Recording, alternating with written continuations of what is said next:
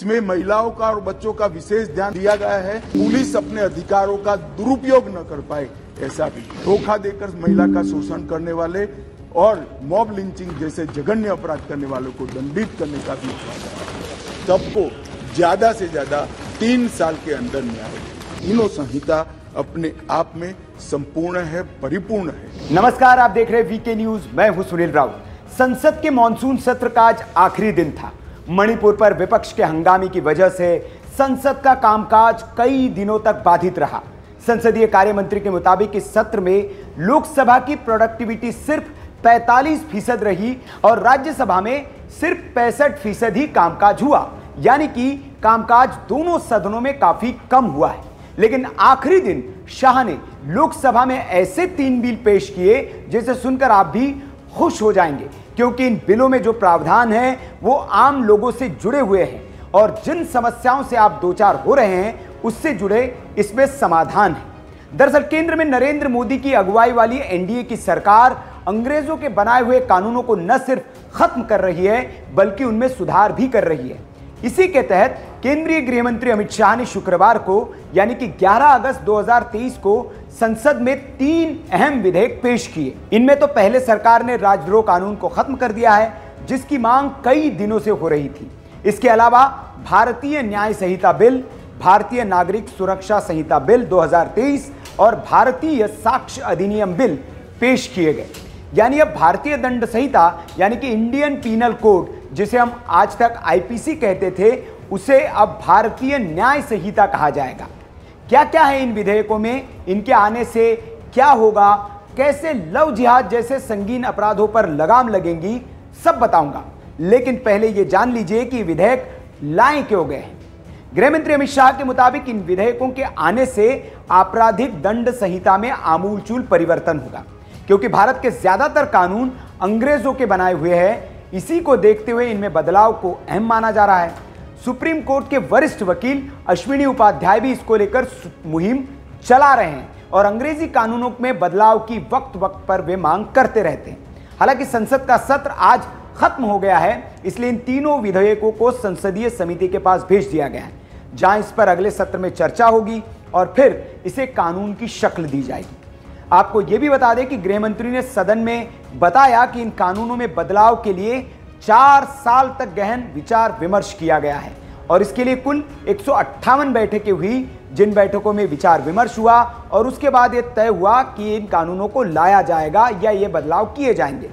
नए विधेयक के तहत अब सीआरपीसी यानी कि भारतीय नागरिक सुरक्षा संहिता में 9 नई धाराओं को जोड़ा गया है और 160 धाराओं को बदल दिया गया है। जो 9 नई धाराएं जोड़ी गई है उसकी जगह पर 9 पुरानी धाराओं को निरस्त कर दिया गया है, यानी अब सीआरपीसी में कुल 533 धाराएं होंगी। इसी तरह भारतीय न्याय संहिता लाई गई है जो आईपीसी यानी कि भारतीय दंड संहिता को रिप्लेस करेगी। इसमें पहले 511 धाराएं थी जो घटकर अब महज 356 रह जाएगी। इसकी 175 धाराओं में बदलाव किया गया है, 8 धाराओं में बदलाव हुआ है और 22 धाराओं को रद्द कर दिया गया है। वहीं तीसरे विधेयक भारतीय साक्ष्य अधिनियम में 170 धाराएं होंगी। इसमें पहले 167 धाराएं थी, इनमें से 23 धाराओं में बदलाव किया गया है और 1 नई धारा को जोड़ा गया है। वहीं इसकी 5 धाराओं को रद्द कर दिया गया है। अब यह भी जान लीजिए कि इन नए कानूनों से लव जिहाद जैसे संगीन अपराध पर लगाम कैसे लगेगी और लव जिहादियों को इससे क्या सजा मिलेगी। तो आपको बता दें कि नए विधेयक के मुताबिक अब जो नया कानून बनेगा उसमें शादी, रोजगार, पदोन्नति के झूठे वादे और गलत पहचान बताकर यौन संबंध बनाने के मामले पर भी ध्यान दिया गया है।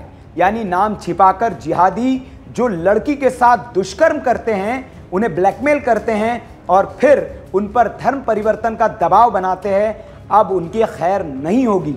इस नए विधेयक में सामूहिक दुष्कर्म के सभी मामलों में 20 साल की सजा या आजीवन कारावास का प्रावधान किया गया है। मतलब बलात्कारियों के लिए अब कड़ी सजा होगी। इसके साथ ही 18 साल से कम उम्र की लड़कियों के साथ अगर गैंगरेप होता है तो इस मामले में मृत्यु दंड का प्रावधान किया गया है, यानी सीधे मौत की सजा दी जाएगी। इसके साथ ही रेप पीड़िता की पहचान अगर कोई उजागर करता है तो उसके लिए भी इस कानून में सजा का प्रावधान किया गया है। इस नए कानून में किसी महिला की निजी तस्वीर को सार्वजनिक करने पर भी सजा का प्रावधान है। ऐसे केसेस में पहली बार अगर कोई दोषी पाया जाता है तो उसे कम से कम 1 साल और अधिकतम 3 साल की सजा होगी।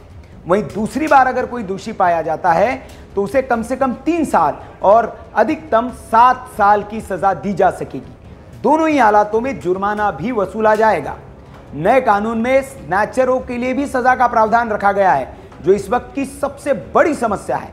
गांव-गांव, शहर-शहर आप देखते होंगे कि स्नैचर घूमते हैं, मोबाइल और औरतों के, महिलाओं के गहने लेकर ये भाग जाते हैं। अभी तक इनके लिए ऐसी कोई सजा का प्रावधान नहीं था, इसलिए बच जाते थे, क्योंकि स्नैचिंग के लिए कानून में कोई अभी तक प्रावधान ही नहीं है। न तो ये चोरी थी न डकैती, इसलिए बहुत सारे स्नैचर बच जाते थे। अब नए कानून में स्नैचिंग के लिए भी प्रावधान किया गया है। नए विधेयक में भगोड़े अपराधियों के लिए भी सजा का प्रावधान है। अमित शाह ने सदन में यह बताया कि दाऊद इब्राहिम कई सारे केसों में फरार है, वो भाग गया है, वो भगोड़ा है, इसलिए फिलहाल भारत में उसका ट्रायल नहीं हो रहा है। नए कानून के तहत अब सेशन कोर्ट जज पूरी प्रक्रिया के बाद जिसे भगोड़ा घोषित करेंगे उसकी गैर हाजिरी में भी ट्रायल होगा और उसे सजा दी जाएगी। जो अपराधी देश छोड़कर भाग जाते हैं उनके खिलाफ 10 साल की सजा का प्रावधान नए कानून में होगा। इसके अलावा मॉब लिंचिंग पर भी कठोर सजा का प्रावधान नए कानून में किया गया है। नए कानून में मॉब लिंचिंग के लिए आजीवन कारावास और मृत्यु दंड का प्रावधान किया गया है।